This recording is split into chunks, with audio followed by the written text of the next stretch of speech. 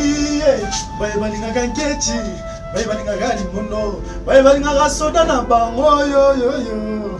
Elo kango ye, toi pena chouette, bafane na ngayo, biso nyonso to sabone. Massivement na kati ya Congo Winner TV, na beni bafane tout, avec les filles na nyonso donc ba balinganga. Tout balinga musala nga tout mosepelaka na musala nga tout nasepelisaka na banda neso kolimo landanga lisusu bien donc bomona nga lisusu bien abonnez-vous na kati ya Congo Winner TV eza chaîne oyo iyi osepelisa biso osepelisa yo totalanga kama na sengi abana sisolo bato nyonso balingaka ya nzaka kosabone sur Congo Winner TV. Congo Winner TV. La Cléopâtre Sarah Kabundi, Banouzi Yamboka na temps réel, chaîne Ekangi Londres Mobimba, Balobi Bisoto. C'est ça kaka moko na Londres, Congo Winner TV. Babi biso nyonso to s'abonner na Congo Winner TV. Ba na Londres, ba na États-Unis, partout dans le monde, France, nini biso nyonso to s'abonner na Congo Winner TV. Sarah Kabundi en direct de Londres. Babito s'abonner massivement net na film. Allez Congo Winner TV, Sarah Kabundi, abonnez-vous massivement na Congo Winner. Il faut bien l'émission qui tourne pour moi. Vous s'abonnez massivement na chaîne Nabino Congo Winner Télévision. Congo Winner Télévision, il y a Yemoko la Cléopâtre Sarah Kabundi, babi moi sur l'équipe ngolo na moi. News la carte na moi peut dire la bien honorable René Makondele. Donc tout y est donc voilà quoi. Juste pour nous web Sabino qui est beau s'abonner. Yaka na Congo Winner TV ya boss na biso Sarah Kabundi la Cléopâtre veut dire moi si o ya leki ngolo nelengi balobi na chaîne wana kozala jamais déçu talaka yemoko. Ouais, c'est Sarah Kabundi la Cléopâtre. Suivez tous la chaîne, la télé Congo Winner TV avec Sarah Kabundi la Cléopâtre. Bonjour fidèles amis téléspectateurs, merci encore une fois d'avoir choisi mon émission La réalité de l'artiste avec votre humble servante Berikia Kalunga, autrement dit Mercure, la bébé de sa patronne. Là je vois déjà maman Sarah Kabundi, babi moi si oyo aleki ngolo na mwindu babi ma patronne, babi ngake la Cléopâtre. Ah bah il faut bien préciser mon nom s'il vous plaît. Ah oui, elle est très jalouse, hein, ma patronne, vraiment, je vous aime beaucoup. Et puis je salue encore Ilba de Moutamba, Iba de Moutamba HM. Dieu merci, Malela Nzambe, il y a forme, babi forme, griffe boutique, il a dit merci Malela. Et puis derrière les caméras, je vois déjà Fiston Dinanga. Fiston Dinanga, pour moi, je l'appelle encore le bassin du savoir parce que, ils allaient savoir de quoi il est capable. Donc aujourd'hui, je ne vais pas recevoir pour vous un invité, mais tout ça analyse la émission Nanga, la réalité de l'artiste avec ma consoeur qui s'appelle déjà Naolobate. Elle est là sur place, elle va se présenter. Bonjour. Bonjour Berikia. Oui, on s'est présenté, Maginga na ebio déjà, mais on s'est présenté, na bala nabiso pour ça, on aura toujours de surprise. Moi c'est Miami Abelabi, Miami Abelabi, journaliste Nabino Bolingaka, Miami Abelabi. Merci na bafan nanga, merci aussi na abonné nyonso ya Congo Winner. En tout cas, abonnez-vous massivement sur Congo Winner. Là je vois la patronne, boss de boss, la Cléopâtre, maman Sarah Kabundi. Merci à toi maman.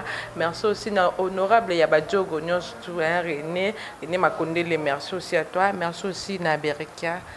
Ok, donc voilà, vous avez compris que non, Tozali Baninga quoi. Donc Babi, nous sommes là des journalistes, Babi Sabino et Lengina, Babi Sabino Sentiment, na Congo Winner Télévision, voilà, Babi Bilenga, Boy, Bafi, Boy, Bajara, journaliste, Boy, c'est toujours sur Congo Winner Télévision. C'est pourquoi on vous demande, abonnez-vous massivement. Je vois René Makondele, Babi, notre manager privé de Congo Winner Télévision. René Makondele, l'honorable de tous les Diogo. Vraiment, on analyse, il y a les lots.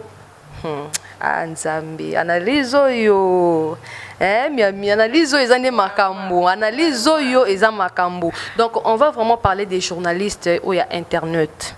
Les journalistes à internet vraiment ebele ba osala sumu salate ebele ba oyo biso soni. Ebele bazo baby sa image na biso partout parce que mon internet et outina mon internellement c'est qu'on fait tozo sala ba émission tozo sala ezali internellement donc bana na biso bakoko na biso ya bana na biso ba omona yango donc il faut pas zarder do boye maman boye o sa ba émission mo boye so pendeni ni si réellement tu es journaliste il faut pas faire n'importe quoi donc Miami Babi ba journaliste à internet bazo sala sans tabou pour na yo pour nous pena sans tabou. Est-ce que c'est normal biso ba oyo ba journaliste oyo tozo ya pena na monde ya monde qui journalisme en fait est-ce que ezali normal to sala ba émission ya sa tabou ba sa tabou na tango mona ngo elobela ko nini est-ce que c'est pelisaka yo ça te dit quoi en fait? Merci d'abord. Avant de commencer, je salue Jean Bedel Waba. Ce n'est pas pareil. Mbotenayo. De moi, non, le baba. Fille basalaka sans tabou peut-être ba miye barate oyo bazali azo sala yango lelo na ye mais ayebi te ke ndenga sali yango lelo e me maiti lobi kuna e kozala na ye poani na lobi bongo internet eza eloko tokuta ezalaka déjà tokene tokotika ngo e ko exister kaka et de là muto atangi classe na ye ayebi ke natangi le loko wana et puis ozwi temps na yo ya kotika nano loko yo tangi oyo osala buzoba na télé et puis de là ozomi tika mutakala na yo to ozosala eloko oyo ezaka ya kobomba mama yo caché mais biso to yo kobimisa yango yo zo ya kobimisa yango devant tout le monde et devant nos parents devant vos parents.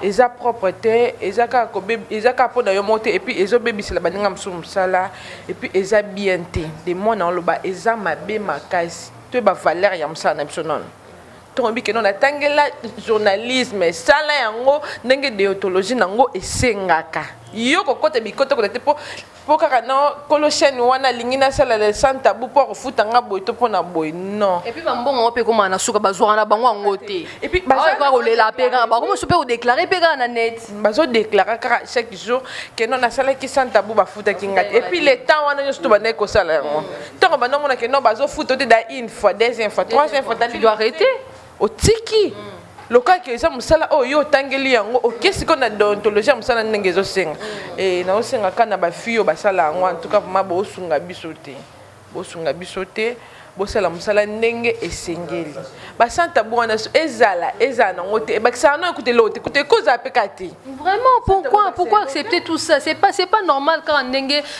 ma consoeur auti koloba Miami auti koloba eza normal te yo pena ba parents no ba tangisi yo ba peseli yo mbongo tu as fait la journalisme au sein de la littérature au pena journalisme tangeli yango réellement si tu es vraiment journaliste est-ce que tu peux faire les émissions de Satan sans tabou non ça n'a pas de sens parce que vos parents sont là yango banana yoso batali yango nous sommes là pour éduquer la masse et puis ko sala yango asali etikali ezaka msusu ezaka soki asali bongo une fois que ça na rando na muninga na msusu bazu bakomi ko kata ba partie msusu ko tindala ba na télé et puis bazo publier yango tu vois c'est pas bien okomona msusu boy azana bana na ye azota la télé santa boy koti ezana ko bebisa na msala ya baninga ils ont une importance de monter comme ça la sans tabou pour à part sans tabou ils ont une mission au pays ça la rabat au ça les missions yo et celle yo comment on peut de le but que ça la sans tabou pour bailler non là ce sont pas je vous assure des abonnés à Congo Winner Télévision là Congo Winner Télévision dia biloko kwa bongo écrit jamais kozala écrit jamais kokota awa ba sélectionnaka des journalistes au batanga les journalistes au bayebi kino ba sala musaki journalisme ndi mona bango ana Congo Winner Télévision donc awa ba sans tabou exact parce que journaliste yo kono ça sans tabou na ndeni Riet Gajinga basala ba sans tabou le baba Hélène Kalema basala ba sans tabou mais lelo mokili mo mele ba Hélène Kalema do bango Riet Gajinga ba do batu nyoso na ba yebi bango est-ce que basala ba sans tabou non ils ont fait leur travail o batangele yango na ba ye na ngo titina na écran na télé voilà on montre que ça touche conseil na ba eza bien te so oza journaliste te ou un journaliste te so oza journaliste ou un journaliste so oza journaliste te bapesa les ebele te faut comment aussi ma micro, comment ma logo à Miami, comment ma logo à Berikia. Non, c'est pas ça. Ils sont aussi là, oh, ils sont autant nés à moi. Donc, toi, nous sommes ça, à part du journalisme. Donc voilà, c'est pas normal. Il y a un moment que non, bon, ça peut pas déception de belé, bon, mi pique, mi balle, et puis bazan, mi balle yao. Et puis, bazo ya wana ebi que non de na yé, bon, on a sali Santa na France, na Okangala, sous 10. Oh, Allemagne, na Okangala, sous 5. Et puis, mi balle, on va kangaka, ils ont toujours mi balle yaba. De bat, moi, bazan na kaka ati da point. Les lots de la lettre, les robots, bon, et puis, ba da point, na France, na papa, ba linga. Il n'y a pas de sens. Pour moi, je trouve que non, émission à Jarouana, journaliste à Jarouana, oui, bon, il y a un musala. Il y a un musala ou attangeli. Et puis, il y a un déontologie musala negelo bila. À côté de la bêtise, on a dit. Ceux qui à côté de la bêtise, on a dit qu'il y a une bêtise. Il y a une visibilité. Bamonaye, balingaye, aïe, la peine à photo, aïe, la peine à photo. Nous ici, c'est pas ça. Donc, c'est pourquoi on a dit que non, on a un monde de journalisme qu'on a pour créer différence. Je dois toujours faire la différence. Donc voilà, je dois vous montrer de quoi je suis capable. La Kisamusala Nanga, pour Pesa Oyanga, Omazanango, pour Pesa Oyanga, pour Wina Télévision avec notre patronne. La patronne, la Cléopâtre. Babi Mama Sarah Kabunji. Sarah Kabunji. Moi, si vous allez qui? Moi, la Mouindou. Voilà. Donc voilà, donc l'émission à bon mot. Ah, on a bon Wina TV exalté. Ça se fait pas vraiment boss à chaîne à YouTube. Boss à la journaliste, au batangeli, mini journaliste. Bah pour ça la normalité. Bah pour ça la bouzo bah sans tabou parce que et donc ça fait éducation. Il y a pas de bino moko ba mikolo chaîne wana. Pour le long moment on go petit chombo boito boy à manipuler pour petit sans tabou. Et puis tant bah ça là bon ezaka bana ba ndinga te bon pe ba kana bana. Il y a un petit auto exposé moi na muninga na ba biloko. Yo pe un jour ba ko exposer moi na bon parce que attaque parents. Et là bon pour ça na moi na muninga te ba ça la peine na moi na te faut me que tu ça ça bana musala wana. Musala wana te. Kusali sabana musalante et puis moi na mususu soka yena idée wana la qui c'est ndele bi c'est ndele ojo ya ngese ya mabuka donc c'est ndele sala boy et que ça la implique pour na moi na wana vraiment que ça la implique pour na moi na wana donc il y a un moment que non tu es que ça analyse wana parce que ça la biso passé et comme ba journaliste intérêt ba sur la valeur T sur la valeur T par rapport il y a une bato sans tabou et otika bien normal te bo bébé c'est image na biso en tout cas bo bébé c'est image na biso sur ça la journalisme te sur ça journaliste c'était ça la terrasse. So ça journaliste, c'était. Pour moi ça salon de coiffure au terrain de ma mèche. So ça misala des belé. Elle était il faut ma micro pour commencer à oyer non té. Micro mais ça va de logo té. Il y a un pays spécial té mais ça que yebe logo ni logo ba micro et logo ni logo ça na micro. C'est si té un micro il faut oyer ba. Il faut oyer ba. Tout ça mon la ka micro na simba ka. Non. Simba micro pesa ba tout message éduquer pas juste ça na pour éduquer masse non pour na koya ususu ko batila masse suma mususu ya mabe to éduquer ka masse micro oyo e big sayo e ya mo be bomba musika ve op o me musika e bomba sayo c'est ça carré no pe ici okati vile na beaucoup c'est parce que bon c'est respecté et puis ba jare ba journaliste bon ni ba zo bomba ba mapala ba tuna poto kuna ba basa ba zo suna kimete ni kona bino ba ta santa. En tout cas, si tu as téléméli à mon photo, ça a téléméli à misala ya bino ya butu wana ba misala o yebi que non ezali ya bomba na o loba ko na ko na mo vraiment pe so na ma loba ba kamunyo so zaki ya bomba na ba shambo ba no ba bimisa o so banda ba no ba ko bimisa ma kamunyo so zaka ya kupata na ba shambo ba yo bimina boy misala bina mais que misala ya butu bimara o mo na que no moi si libumu et puis avec mais non ba ko la que le spectacle comment ça se passe. Qui ne connaît pas ça? Non, non, bien monté. Tous ans, ma solo, auto, ça va conseiller à passer ma balle. La émission des Alaka, on peut avoir ma femme mariée, comment il y a besoin de la comment va sonner à Moubali, comment ma émission des Alaka, ni Basalana Moubali. Et puis, moi, je me demande, pourquoi ils sont à cause de la cabasse? Bibali basala amodi. Bibali basala sans tabou parce que là ça on peut dans tout ça mon côté tout ça deux personnes. C'est pas mais dis ça on passe comme bala ça point. Santa Bou pe ya mwana mobali pe toni to mona pe ke non oh mwa mobali ayo lakisa biso na Santa Bou non façon ni mwa mobali asalelaka na mbetu mais bino bolingaka ndenge mwasi okosokona e bon mibali mpe nini basekokotana na mbetu buki pour l'exemple parce qu'il y a des baja mibali mosusu mpe bayebi mpe bayebi te baana na kosa mpe mibali moko mpe aleka mpe alakisa mpe ti mais bino kaka basi bolingi donc bozomibebisa bino moko baréputation na bino ezobeba donc kitoko te ne croyez pas que non eza succès eya succès te eya succès te donc ozoboma nde carrière na yo ozomiboma yo moko parce que ezomona monde te ozana bandeko na poto te c'est bon bala bandeko na poto et puis eza na etikali lelo te lobi te okoli oboti bana batikali bakoko mpe bayiba omona ekoko desaba te bango eloko te mpo lelo te lobi te ezotikala eza normal te eza pourquoi no toconseille bino toyini bino te tolingi bino mingi soki boza na mposa osala mosala oyo bosala yango na normalité bosala yango déontologie ezosenga soki bosala yango or ya mosala na nde eyesa biso mpasi parce que baoza lisusu na importance oki odobenga invité mo ndenge bajournaliste ya net bino bosala donc baoza lisusu na importance te baoza lisusu na valeur te par rapport nde bayebi ke non biso tozala kaka na Santa Bou et pourtant nous sommes là pour travailler toyamba politicien toyamba musicien toyamba toza na bacatégorie ebele oyo toyambaka mpo tolakisa bino baactualité nini ezoleka na mboka na biso et non ya kosala buzo boyeka mona mbeto baofilme na mbeto c'est pas vraiment bien et puis miami nabi makambo oyo makambo mpe bamisie na biso bamisie chrétienne mpe nzambe alola mai to emuna molenge maekala mai vraiment babi kelo maekala mai adivorce na peniel azodéclare nayebi te eza tricage to eza réalité non de moi non le faut pas comprendre frère de soma maekala mai soki omoni mobali azalaki na mwasi oyo aye moko abimisi mbongo abali mwasi wana epuis lobi susu aye kosenga divorce mpo bakabwa na mwasi wana peut-être eza ye te mwasi mpo azanga mabe na ye amonike non asupporte koki lisusu te yango asengaki divorce mpona kose remarie epuis ça mwa pasi surtout mingi ezalaka bapapa otalaka akende azodela na mwasi na ngai nabalaki ye na bana ndenge lisusu mwasi mosusu mpo abokola bana wana epesaka mpe pasi mais satelika abitisa comportement ya mwasi aza na ye aomona fe de fe fo kaka bakabwa faut pas qu'à tout condamner la fin de ce maïka la paille. Et puis dans ce côté, il y a ça notre permis.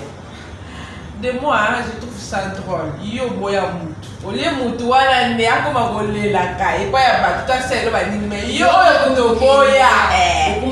Yo no koma gole la kolo ba tu vois il y a pas de sens. Mais on dit que non ils ont normal que non ceux qui ba artiste comédien, artiste musicien, les musiciens comédien, artiste musicien, pasteur. Pourquoi si vous avez un problème, il faut pas y aller dans le net. Est-ce que vous que non ils ont bien dit. Non, des bango tu wana ba un problème na ba pasteur tout na ba artiste ba kana on net ko ba que non asa muta TV asa mutu ayeba na tana ma partout dans le monde tika to me malika monela TV to na internet ko ekitisa ye autant ba fan na ye to ba ndimi na ye gisi ba boyoka boye akita to ka sala on dit que non sika pe bilika mo e bandaka nini introduction ko esika bandaka komona ate komona kaka développement na nde bayelaka biso mais esika mpena susi ya likambo ebimaka toyebaka kasi bayaka nango apo babike bona développement bazwi mpe na confusion yango bayaka nango ala tv et pourtant koya eza likambo susu ekozalaki tozanga no na problème na lutio tosololi biso bale esili mpe ekomi nango mpe na tv te malgré tona biso bata tv batange toleka na biso na tele mais ekomi nango mpe te mais des barons faut pas y aller dans le internet pour voir que l'internet est dans le monde entier avant ma fan là il y a dans la vie là il y a dans la base il faut que bah au monde d'abord ouais qui ça bon on dit que non ils ont qui ça fait qui fanatique bazo kita et puis image na bango et est bien et puis bazo ça fait image ya baninga mususu au peut-être pas l'image ya mala de moi ça le vie ba fanatique bon qui dans le bâtiment so na lingiro ata yo yé ça ma beno de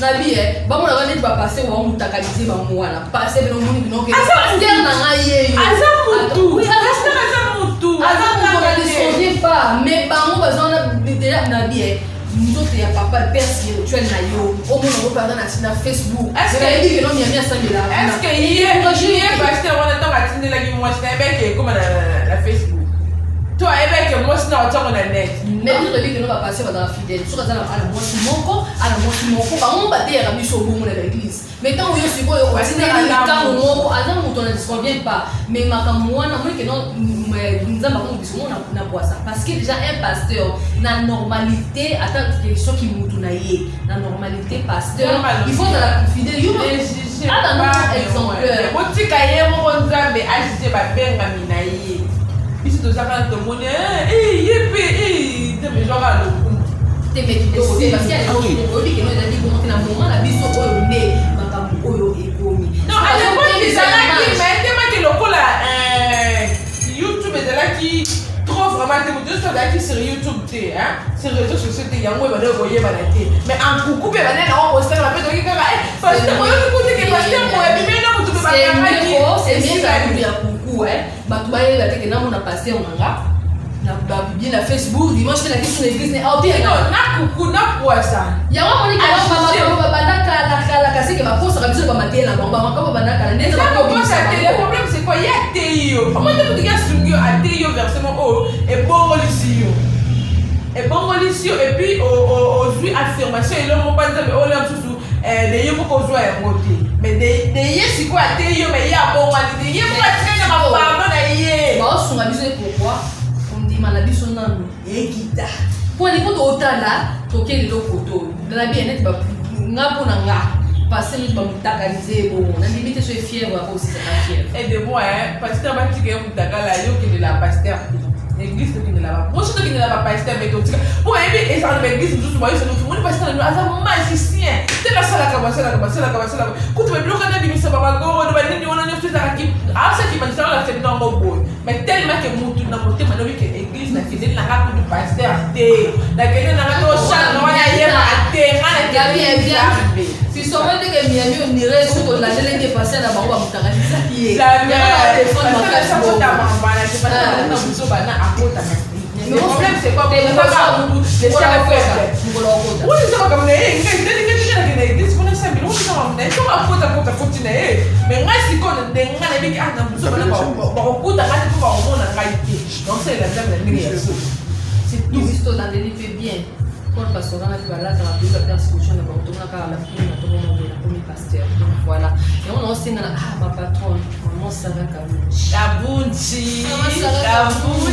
la Cléopâtre on va quand pasteur est-ce que ya ta maman elle on va le ya ta maman moyo ma patronne on a évité donc voilà c'est pourquoi aujourd'hui on avait organisé cette émission pour organiser moi analyse Oyoko total ça un peu makambo s'est passé moi je vais cette image avec une journaliste ba to be cette image na biso côté ba sans tabou côté va passer dans un takaliser va passer mususu côté ba musicien chrétien côté pour ba divorce ça ne va pas toujours na net vraiment na part nanga à part non ton fils a fait micro na miami pe aloba ba ne nga de ngana no non puis ça conseil c'est pas normal les anormalités pour toi tant de dire que non amuser chrétienne vraiment essayer un peu d'arranger au ça va makambo na bino moko ce qui bon parce qu'on a un jour besoin de sous est-ce que ça va dire ya caractère on va y aller est-ce que va vous savez ba la chose jamais tout le monde a un problème mais elle va vous ça tout le monde a un donc parce que pour le niveau c'est compliqué surtout au niveau c'est déjà la bana en tout cas il faut bien réfléchir pour avant pour ça les camo et puis on a payé pour la bana bana baza ba innocent ba me makaba peine na bino te o lo mo bosala bino mi bale kwela ba photo pena ne faut la biso mec donc ça piste donc on a qui na dibumu quel amour quelle affection tu sais comment on a niveau réseau les pelanga vraiment pour moi essayer un peu d'arranger bon tala ka peigner tala ka mettre là-bas et couple moi bien pour venir ta dibumu mais quand on ça vraiment et ça ils sont bien côté va comme ça que papa ya mwana na mama ya bana pour frère de soma comment déjà engagé côté musu de ba pour ça que papa bana na maman bana et moi image wana moi qui image wana pour voir mais que ça vraiment bien fait ça vraiment propreté pour na ba ndeko musu ba ndeko na zino mususu et puis attends na monde la théâtre pe so boza na ba problème tel boy ba te no internet bozo ka ba discuter no nyonso na net ezali ezali ya solution te tant boza déjà sika moko toza déjà famille ngana na mi boza déjà famille pena donc mon impédé ya kati so to na problème so beta ya na mi to problème boy na sécurité to bo mamodo c'est comme to yete que non na réalité de l'artiste aujourd'hui ngana na mi pena na simba te ngana yo rando jamais bo tika le monde en route parce que nous sommes venus pour créer la différence. Merci beaucoup. Merci aux analystes, tout ça là qui par rapport à Yahoo et les cassiers sur le monde de internet, les filles, parce que les sous des solutions, ça là, tout ça, on va comme ça, on l'aura à avancer, mais tout ça, on a un baroite, on a vrai, la biche, on a faux et il va la souter. Non, tu limites tout ça, il y a faux. Maman, pardon, moi, tu sais que Tika, on est micro. Tika ya mangote. Tika dans le micro. Tika la biche de tout ça ya vrai. Donc si bina pas ce micro on est sur le micro on doit simer yo ya kaka ça. Tu vas simer micro na ça la combo. Pardon, vous to boy na biso et puis na ba franc na biso yo ba c'est la ndande. Omoni c'est pas bien Ernest Isaka bino ba pasteur bino kaka ba frère bino kaka ba to melanda mais c'est pas bien. De bino mon copain Princesse maintenant fait le bas pour aller biso pour aller ni carabino de bino mon bomi le bila pour aller carabino pour beauté à biso na bandem na bino mais tout le monde en fait na comportement na bino beauté à biso na bandem na yo mais na comportement na tout le monde na monté. Vraiment merci beaucoup na bandem so nyo su ya Congo Winner, abonnez-vous massivement sur Congo Winner. Là je dis merci à Willy Mikobi, merci à toi, merci aussi à Jean Bedel et Waba, c'est pas pareil, merci à toi, merci à nous pour la Dabiso, abonnez-vous massivement sur Congo Winner TV. Je dis merci à Mazamba Fali Maïs pour 007 et merci à toi, merci à Beyoncéline Mba pour la taille S, ma copine est privée, merci à toi, merci aussi à Papa Benoît Mbala dans Londres, merci à toi, merci à Madame Dabiso. Merci à ma copine, merci aussi à Nawal Mandoka, merci beaucoup. Vraiment, donc vraiment nous sommes arrivés à la fin de notre émission. Je dis encore un grand merci à ma patronne, maman Sarah Kabuchi. Maman Sarah Kabuchi Babi, la Cléopâtre. Donc voilà, nous sommes arrivés à la fin de l'émission. Nous voulons aussi là qui vraiment la émission où il passé tout le belli, Makamunion sont au bino aussi pour la émission la réalité de l'artiste. Et donc voilà, nous allons vraiment limiter, pour prouver que nous allons limiter. Donc nous allons capable de faire la nyonso, nous allons pour étiqueter masse là où nous sommes censés. Donc voilà, je dis un grand merci à ma copine, ma copine privée, Nadia Maï, tout le monde s'y a beaucoup sur l'équipe Tabana. Vraiment, je te salue. Et puis je salue Zouma Toumba, mon papa, Moïse, et puis je salue tout le monde qui même famille Kalonga, famille Mwamba. Vraiment, je vous aime bien derrière les caméras, sans oublier Fiston Dinanga, le bassin du savoir. Vraiment, moi et vous, on se retrouve très prochainement. Bye.